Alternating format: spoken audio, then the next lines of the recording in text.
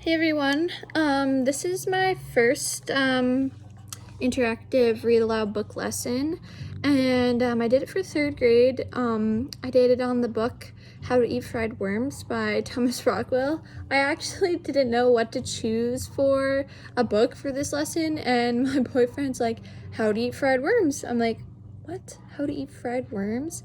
But honestly, 3rd grade level kids would love that, and they think it would be so funny, and I think they'd get super interested in it and be really into it and be responsive and want to be doing it. So I thought that would be a good book, and it's funny, so we need one for humor, so I thought that would be good. So my objective is students will be provided with prompts that they can use when they are learning to read fluently. Common core connections is RL 3.1 is ask and answer questions to demonstrate understanding of a text, referring to explicit to the text as the basis for answers. And RL 3.4 determining the meaning of words and phrases as they are used in a text, distinguishing literal from non-literal language. Teacher modeling. So throughout this read aloud, I'll pause and make sticky notes, or be like, oh, I don't know this word, I'm gonna have to come back to it, and just make inferences, I guess, as to things that I think that they maybe wouldn't know, or stuff that I know they won't know, things like that, so that I'm giving them an example of what to do when they go to do it on their own. So once I do that, their guided practice will be that they'll look to their partners and they'll talk about areas where they would have placed sticky notes. In a perfect world, they'd all have their own book, but if they didn't, I would just get them to write down some stuff that they didn't understand as we were reading through it, or write it down as we were going, and then share with their partner what they chose. That would probably be the best scenario. And then the second read aloud, I'll ask questions and we'll talk about things that they didn't know, like so-and-so says, I don't know what the word fried means. Hopefully they know, but it's possible they couldn't. And so we can just go along and pick out all the words that we didn't know and then discuss them as a class, or sentences that they didn't understand, things like that.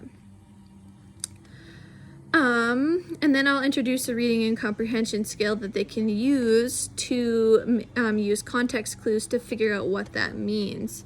And so for an example, how to eat fried worms, well, they can infer that you're going to eat the worm.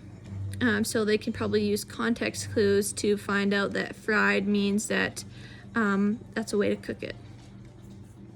So in the third read aloud, I want to do the main idea in detail. I kind of got this from the videos that we watched.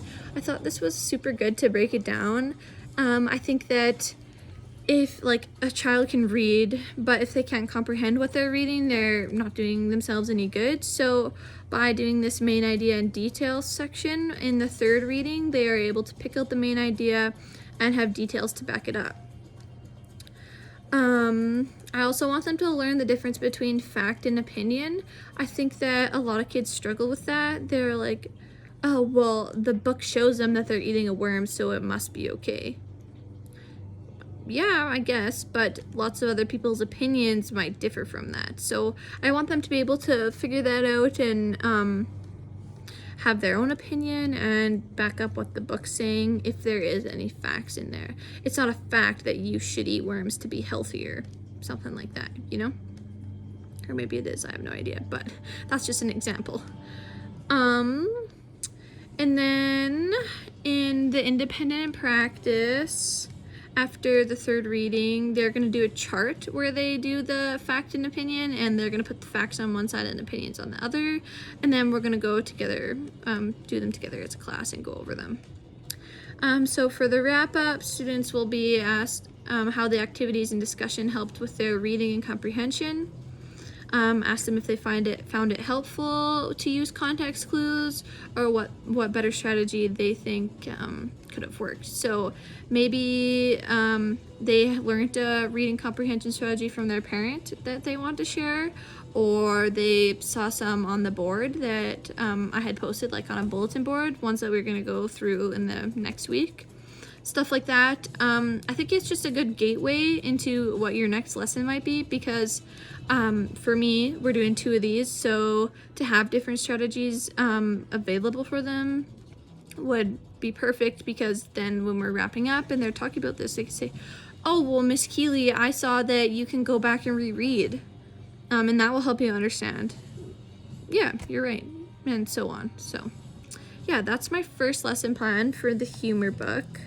I really like that, how to eat fried worms. I think that would be so funny. But thanks, guys. Bye.